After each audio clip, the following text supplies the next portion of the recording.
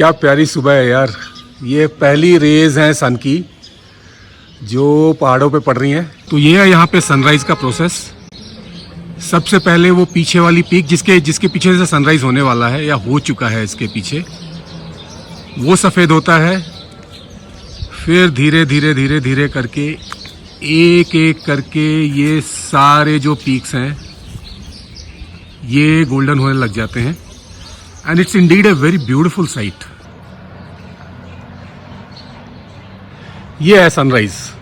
What a site it is. और ये इसके बाद अभी पूरी वैली धूप से भर जाएगी। एंड इन्हीं चीज़ों के लिए लोग भटकते हैं। 10-10 घंटे 12-12 घंटे बाइक चलाने के बाद 2-2 सेकंड के ये मोमेंट मिलते हैं जिनको हम कैप्चर करने की कोशिश करते हैं, दिखाने की कोशिश करते हैं। What an amazing sight it is. This place is Joshimath. और ये शहर के बाकी हिल स्टेशंस के हल्ला गुल्ला से काफ़ी दूर एक शांत सा पहाड़ी शहर है उत्तराखंड में। और यहाँ एक बार आना बनता है, एक बार तो क्या बार बार आना बनता है। और सुबह उठते ही अगर आपको सिर्फ चिड़ियों की चहचहाहट सुनाई दे और बगल के मंदिर से एक भजन सुनाई दे तो और आपको क्या चाहिए, वो सारा कुछ यहाँ पे है। बट हमने अभी यहाँ से निकलना है। चलिए तैयारी करते हैं।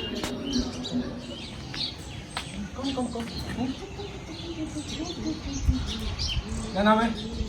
क्या करना है?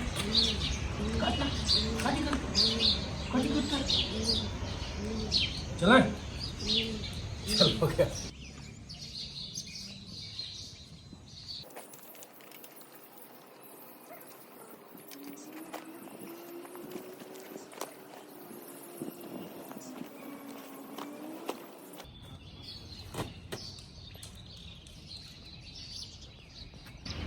सो already loaded up, ready to go.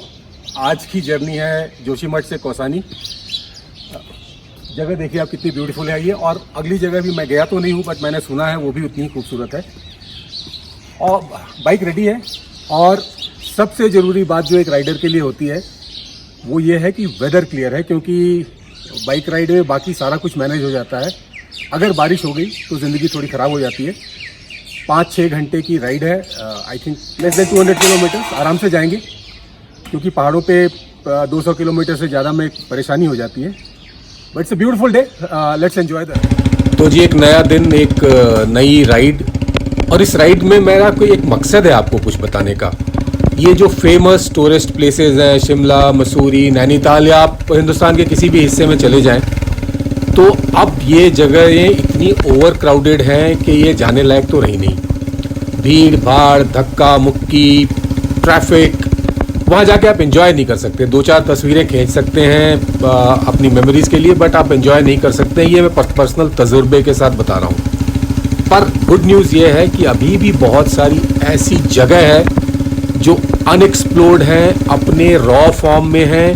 Natural beauty दुनिया भर की भर के है, बट अनफॉर्चुनेटली वहाँ पे लोग जाते नहीं हैं। तो आज मैं एक ऐसे जगह पे जा रहा हूँ जो शायद वैसी एक जगह है जो अभी तक भीड़ भाड़ से अनटच्ड है और अपनी ब्यूटी को प्रिजर्व किए हुए है। तो चलिए अब वहाँ चलते हैं। It's going to be, I am very excited about it. It's going to be an amazing experience. Sheru fit, सामान वामान सब तो ठीक ही लग रहा है। I think it's all fine. तकरीबन 45 किलोमीटर की और जर्नी बची है। 1 घंटा 30 मिनट हाँ पहाड़ों पे इतना लग जाता है। तो ब्रेक के लिए रुका हूं, आपको थोड़े व्यूज दिखा दूं मैं। इस तरह के पहाड़ हैं, डेंस जंगल्स, बीच बीच में छोटे छोटे घर हैं और घरों के बीच में काफी दूरी है, एक झुंड में नहीं है। And nature is at its best. इन गांव की ब्यूटी यह है कि इनमें कोई सड़क वड़क जाती नहीं है और आमतौर पे लोगों का आना जाना पैदल ही होता है। और इसी वजह से ये सारे हेल्दी भी रहते हैं। और ज़्यादा जीते भी हैं। इन पहाड़ों पे एवरेज लाइफ स्पैन प्लेन से 20-22 साल ज़्यादा ही है। तो ये है व्यूज़ अमेजिंग। आप इसी जगह पे खड़े होके घंटों गुजार सकते हैं, और अगर आप चल भी रहे हैं तो ऐसे ही व्यूज़ मिलते हैं। ऐसा नहीं है कि ये कोई टूरिस्ट स्पॉट है या कुछ है। आप जहां मर्जी रुक जाइए, आपको व्यूज़ ऐसे ही मिलेंगे।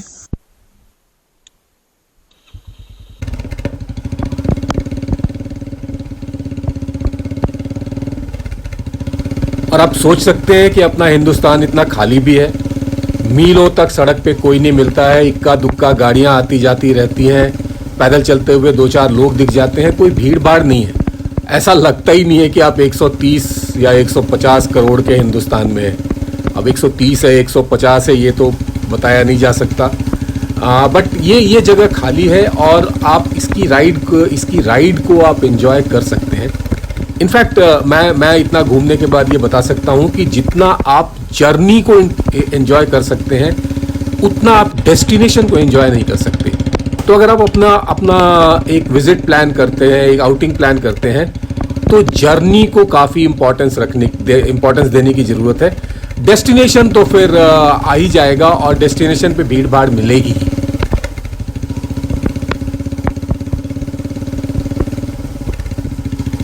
ये रास्ते में बड़ा सुंदर सा एक शैक है, Chestnut Grove Oak Leaf Cafe. भाई से पूछते हैं, क्या नाम है बॉस आपका? जी कमल बिस्ट्रा। कमल बिस्ट। कमल, यहाँ होम स्टे भी है? जी बिल्कुल।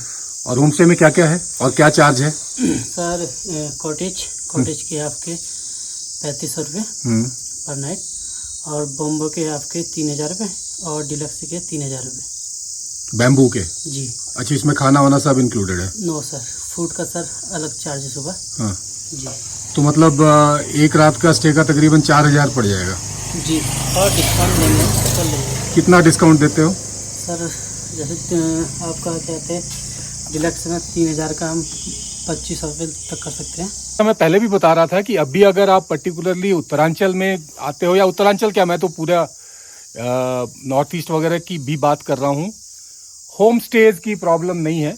रेट्स वेरी करते हैं और रेट्स आप नेगोशिएट भी कर सकते हैं। मैं आपको लगे हाथों एक होम स्टे का भी मुआयना करवा देता हूँ, एक टूर दे देता हूँ। तो ये है एक deluxe room, basically double bed है, सिटिंग काउचेज हैं, नीट एंड क्लीन सा टॉयलेट है, और ये बेसिकली एक वार्डरोब है। तो बेसिकली जो डेली नीड की चीजें हैं आपको कंफर्टेबल रखने की, ये है ही। इसका कितना किराया है अभी? सर इसके 2000 रुपये। तो ये कहते हैं बैम्बू, बेसिकली ये बैम्बू के वॉल्स हैं, और फिर से उसी तरह का एक सिटिंग अरेंजमेंट, एक डबल बेड है, neat and clean functional toilet है। एक तीसरे तरह का भी रूम देख लेते हैं ताकि आपको एक आइडिया हो जाए कि किस तरह के रूम्स वगैरह हैं। रूम इंटरेस्टिंग सा है, इसमें एक डबल बेड है और एक ये लैडर ऊपर जा रहा है और एक बेड ऊपर है। इसको ये कॉटेज कहते हैं और बाकी सीटिंग अरेंजमेंट्स वगैरह कॉमन है। तो ये तो रही होम स्टेज की कहानी, और ये दुनिया भर के हैं, बहुत सारे हैं, आप नेट पे भी रिसर्च कर सकते हैं, but they are available in abundance, और उसमें परेशान होने की जरूरत नहीं है। और ये सेफ्टी सिक्योरिटी वगैरह का कोई इशू यहाँ नहीं है। और ये जो होम स्टेज हैं, इसमें नेगोशिएशन की कोई लिमिट नहीं होती है, सीजन पे डिपेंड करता है, क्योंकि इनको अपना कमरा ऑक्यूपाइड रखना है, तो काफ़ी नेगोशिएट हो जाता है। अगर ये 3000 का कमरा बता रहा है, और अगर आप 7-8 लोग हैं तो ये 1500 तक भी आ जाएंगे। और होम स्टेज आजकल काफ़ी फैशनेबल है, काफ़ी पॉपुलर है और काफ़ी कन्वीनियंट है। इसमें आप एज ए ग्रुप आ सकते हैं, सेफ्टी की कोई प्रॉब्लम है नहीं, और ये आमतौर पे आपको और बहुत सारे पैकेजेस वगैरह भी दे देते हैं। तो होम स्टेज मेरे ख्याल से एक काफ़ी प्रैक्टिकल और फंक्शनल अरेंजमेंट है अपने स्टे को प्लान करने का।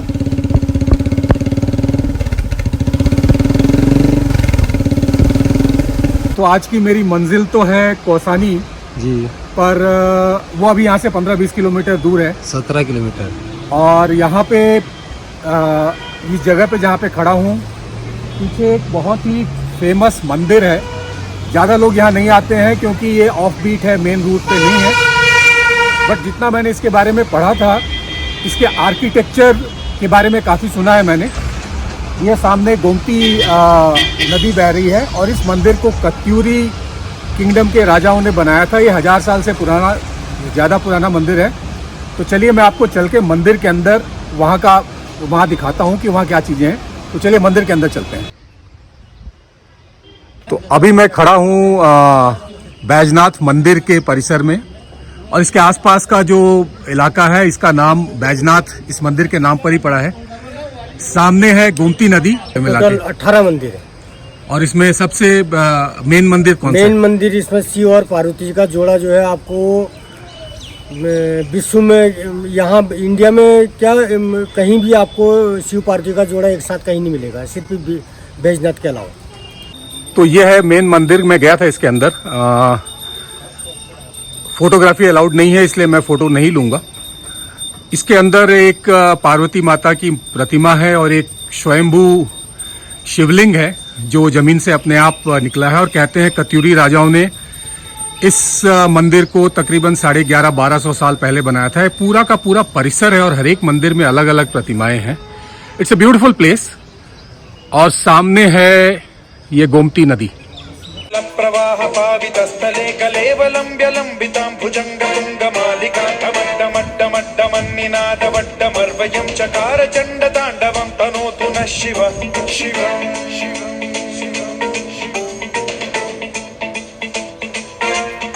जटाकटाह सम्भ्रम भ्रमन्निलिम्ब निर्झरी विलोल वीचि वल्लरी विराजमान मूर्धनि धगद्धगद्धगज्ज्वलल्ललाट पट्टपावके किशोर चंद्रशेखरे रति प्रतिक्षणम्।